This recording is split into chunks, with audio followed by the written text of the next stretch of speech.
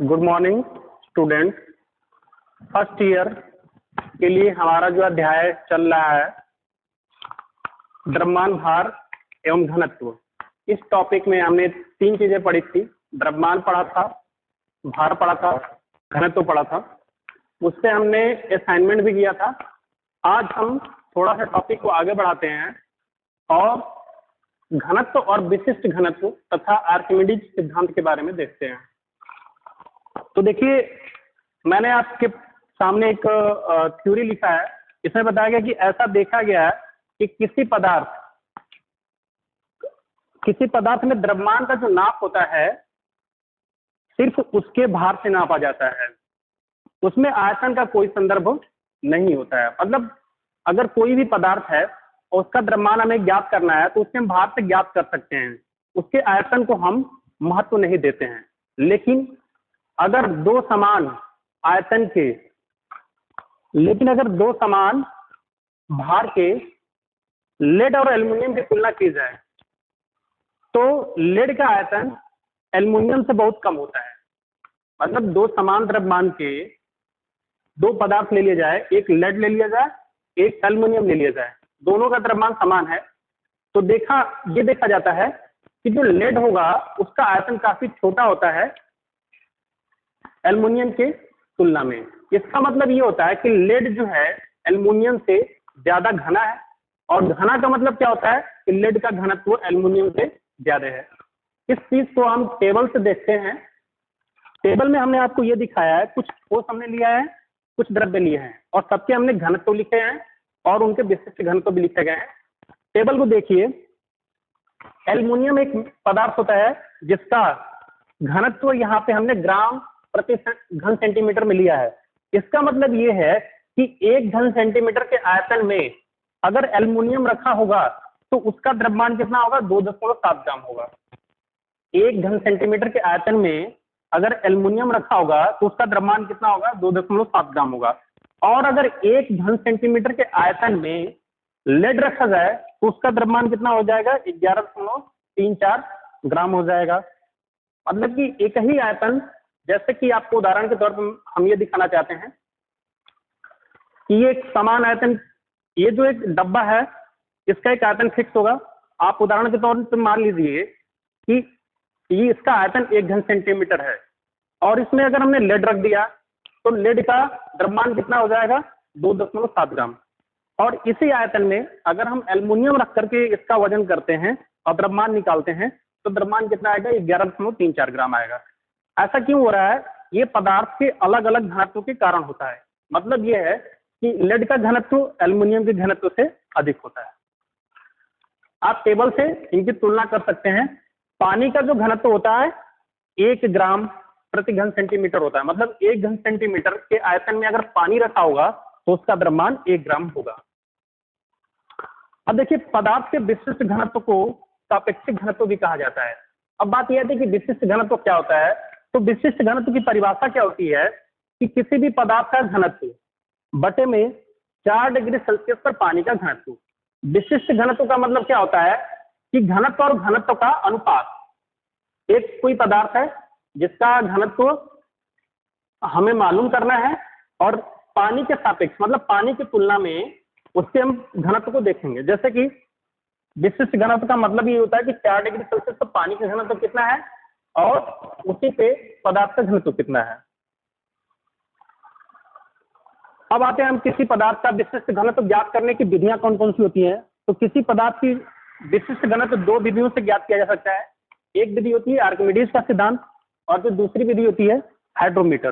तो आज हम आर्किमिडीज के बारे में देखते हैं कि इससे हम घनत्व और विशिष्ट घनत्व कैसे ज्ञात कर सकते हैं। मान लीजिए ये एक टैंक है, इसमें कोई पदार्थ है जो कि सिलिंड्रिकल है, मतलब बेलनाकार है और ये आधा डूबा हुआ है।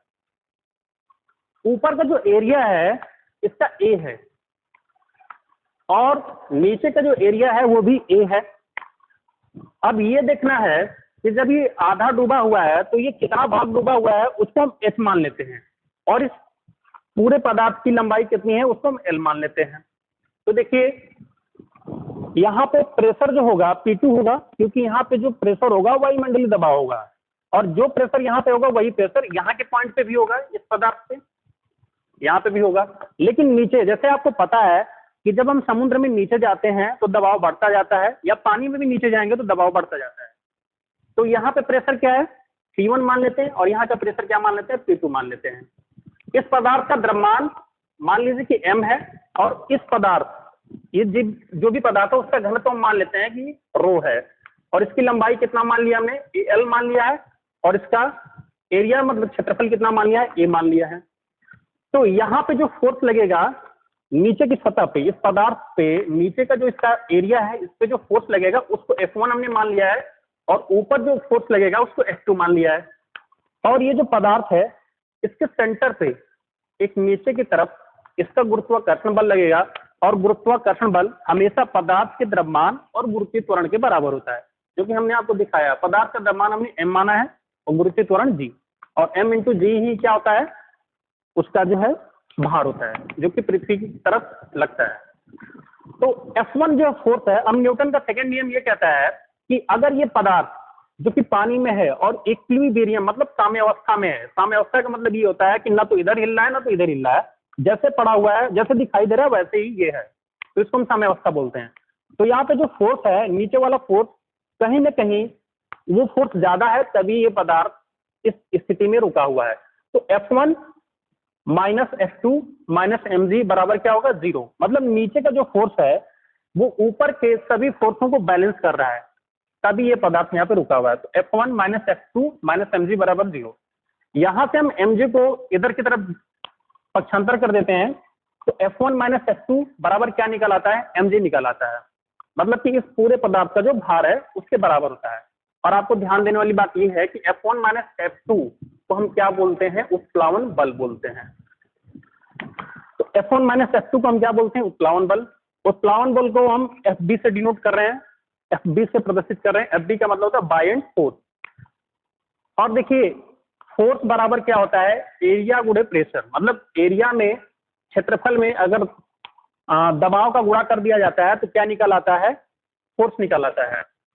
तो F1 जो है, यहाँ का एरिया दिया ही है, यहाँ का क्षेत्रफल हमें मालूम ही है, और यहाँ का हमें दबाव भी मालूम ही है। तो हम क्या निकाल सकते हैं, यहाँ का जो है फोर्स निकाल सकते हैं। तो F1 फोर्स जो यहाँ पे फोर्स लग रहा है वो एरिया और P1 के गुणनफल के बराबर होगा, और जो F2 फोर्स है वो यहाँ के एरिया और यहाँ के दाब के गुणनफल के बराबर होगा। तो F1 की जगह पे हमने रख दिया है AP1, और F2 की जगह पे हमने रख दिया है AP2। फिर यहाँ से A कॉमन हो गया है, A कॉमन हो गया है, तो यहाँ से क्या हो गया, प्रेशर का डिफरेंस मिल गया है, मतलब P1 माइनस P2। और जब भी कोई वस्तु या किसी भी पानी जिसमें पानी भरा होता है, तो मान लीजिए ऊपर का प्रेशर P1 है और नीचे का प्रेशर P2 है, तो P1 और P2 का जो प्रेशर होता है उसके लिए एक फार्मूला दिया गया होता है, रो GH के बराबर होता है। रो का मतलब कि जो लिक्विड है,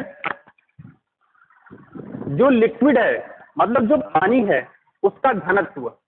इसमें पानी क्या, पानी के अलावा अन्य भी कोई लिक्विड हो सकता है, जैसे तेल भी हो सकता है, अन्य कोई भी लिक्विड हो सकता है, इसलिए हमने रो ऑफ लिक्विड लिखा है, मतलब जो भी लिक्विड होगा उसका घनत्व।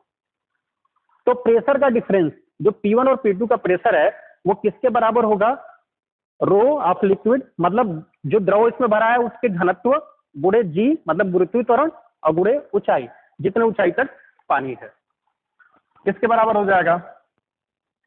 फिर यहाँ से हम जो बायएंड फोर्स है, बायएंड फोर्स का मतलब उत्प्लावन बल का मान कितना आ गया है, एरिया गुणे रो ऑफ लिक्विड मतलब घनत्व गुणे जी इंटू एच के बराबर आ गया है। तो इसको हम बराबर रख देंगे किसके, इस पदार्थ के संपूर्ण भार के बराबर, मतलब mg के बराबर हो जाएगा। देखिए आप एक बार ध्यान से देखिएगा, ये कोई जो आपको दिखाया गया है सूत्र और ये जो डेरिवेशन किया गया बहुत कठिन नहीं है, बस एक बार समझने की जरूरत है। तो यहां से क्या हो जाएगा, ए रो एल जी एच, ये किसके बराबर, ये उत्प्लावन बल ही है, मतलब FB। वो FB को हमने यहाँ पे रख दिया है, और ये FB किसके बराबर होता है, इस पदार्थ के संपूर्ण भार के बराबर, जो कि mg दिया गया है। तो mg के बराबर आ गया, यहाँ से एक कैंसिल हो जाएगा, यहाँ से g कैंसिल हो जाएगा, तो इधर क्या बच जाएगा, rho of liquid into H. H का मतलब ये वाली ऊंचाई जितना पदार्थ डूबा हुआ है। तो मतलब इस जो है लिक्विड का घनत्व और इस लिक्विड में जितना पदार्थ डूबा हुआ है उसकी ऊंचाई, बराबर रो, मतलब इस पदार्थ का घनत्व, पदार्थ का घनत्व और पदार्थ की ऊंचाई, ये बराबर हो गया। अब यहाँ से हमें दो शर्त निकलती है, दो कंडीशन निकलती है कि वस्तु डूबेगी कि तैरेगी। तो देखिए, वस्तु अगर तैर रही है तो इसका मतलब कि एल, जो पदार्थ की संपूर्ण लंबाई होगी, जो पदार्थ की कुल लंबाई होगी, वो जो डूबी हुई लंबाई है से ज्यादा होगी, तभी तो वो तैर रही होगी। तो इसका मतलब कि जो कैपिटल, ये जो एल है वो एच से बड़ा होना चाहिए, और जब एल बड़ा होगा एच से, इसका मतलब ये हो जाएगा कि रो ऑफ लिक्विड, मतलब कि ये जो द्रव है, द्रव उसका घनत्व कम होगा किससे, पदार्थ के घनत्व से कम होगा, तभी ये जो है तैरेगी। सॉरी, जो द्रव है उसका घनत्व ज्यादा होगा, ये बड़ा का चिन्ह हमने बनाया है, तो इसका मतलब लिक्विड जो द्रव है उसका घनत्व ज्यादा होना चाहिए किससे, पदार्थ के घनत्व से, तब ये वस्तु तैरेगी। अदरवाइज, मतलब अन्यथा अगर ये जो रो ऑफ लिक्विड कम हो जाएगा, मतलब द्रव का घनत्व कम हो जाएगा पदार्थ के घनत्व से, तो वस्तु क्या हो जाएगी, डूब जाएगी। एक चीज और है, आर्किमिडीज का ये सिद्धांत हमने डेरिवेशन कर दिया है, फिर किताब में दिया नहीं है, फिर भी हमने बता दिया, इसको आप जान सकते हैं। लेकिन इससे जो आपकी किताब में दिया गया है वो मोस्ट इंपॉर्टेंट चीज ये है कि घनत्व कैसे निकालते हैं। तो घनत्व के बारे में देखिए, एक वस्तु है जिसका भार क्या है, W1 है, उसका आयतन मान लीजिए कि V है, और उसका घनत्व क्या है, रो है, और वो वस्तु जल में डुबाई जाती है। तो वस्तु का हम पहले क्या करते हैं, सामान्य तरीके से भार निकाल लेते हैं। जैसे कि उदाहरण के तौर पे जो भी वस्तु है उसका हम हवा में वेट कर लेते हैं, वेइंग मशीन से, भार मापने वाली मशीन से, कि उसका भार कितना है। तो मान लीजिए उसका भार W1 आता है, और फिर उसको हम क्या करते हैं कि पानी में डुबा करके उस वस्तु का भार ज्ञात करते हैं।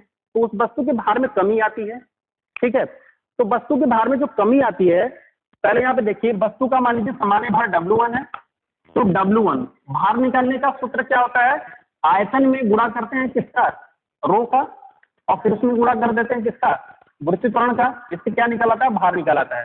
तो जो सामान्य अवस्था में भार होगा वो रो आयतन गुणे घनत्व गुणे वृत्तीय त्वरण के बराबर होगा।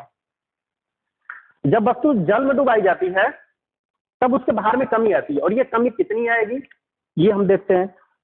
तो V रो जी, मतलब कि जो उसका पहले भार है, और minus V rho of liquid, मतलब यहाँ पे हम लिक्विड को पानी ले लेते हैं। अब की बार जिस द्रव में वस्तु डुबाई जा रही है तो वहां पे पानी है, तो रो ऑफ लिक्विड मतलब पानी इंटू जी, मतलब पानी का घनत्व, ठीक है। तो एक बात बताइए, अगर कोई वस्तु थी, मान लीजिए यही वस्तु थी, इसका वेट हमने मान लिया था कि 60 किलोग्राम था, ठीक है। अब जब हम इसको पानी में डुबो रहे हैं तो मान लीजिए इसका वेट कितना आ रहा है, 40 किलोग्राम, मतलब 20 किलोग्राम इसका भार कम हो गया। तो 20 किलोग्राम भार कम हो गया है, तो ये अपने आयतन, जितना भी इसका आयतन है, जब ये पानी में जाएगी उतने जगह के पानी को हटाई होगी, ठीक है। तो वो जो पानी हटा है उसका भार कितने के बराबर होगा, 27 किलोग्राम के बराबर होगा, सॉरी 20 किलोग्राम के बराबर होगा, क्योंकि पहले हमने 60 माना था, जब पानी में डुबा रहे हैं तो 40 हो रहा है, तो 20 कम हो जा रहा है, तो 20 क्या हो गया, पानी हट गया, 20 किलोग्राम भार का पानी हट गया है। तो वस्तु का जल में भार कितना हो जाएगा, V रो जी माइनस V रो L इंटू जी। तो यहां से क्या निकल आएगा, हमें निकालना क्या है, वस्तु का क्या निकालना है, घनत्व निकालना है।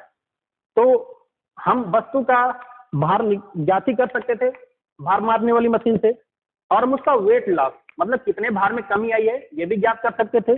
इन दोनों का अनुपात बराबर होगा किसके, वस्तु के घनत्व बटे में पानी के घनत्व, और पानी का घनत्व हमें मालूम ही होता है, कितना होता है, पानी का घनत्व होता है 1 ग्राम प्रति घन सेंटीमीटर। तो यहाँ पे मान रख सकते हैं, यहाँ से आपका जो है वस्तु का क्या आ जाएगा, घनत्व आ जाएगा। ये काम आर्किमिडीज ने किया था, जब उनको बताया गया था कि एक राजा थे, उन्होंने उनको टास्क दिया था कि आपको सोने का घनत्व निकालना है, और बिना सोना जो कैसा था, एक मुकुट के शेप में था, और उसको बिना डिस्ट्रॉय किए, बिना तोड़े हुए निकालना था।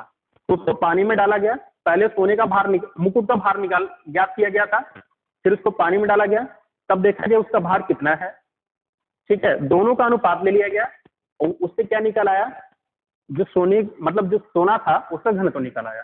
और ये निकला कैसे है, वस्तु का भार बटे में जो भार में कमी आ रही है, बराबर क्या होगा, वस्तु का घनत्व बटे में पानी का घनत्व। पानी का घन तो दिया ही रहता है, सबको मालूम ही होता है कि 1 ग्राम प्रति घन सेंटीमीटर होता है। यहाँ से क्या निकल आएगा, वस्तु का घनत्व निकल आएगा।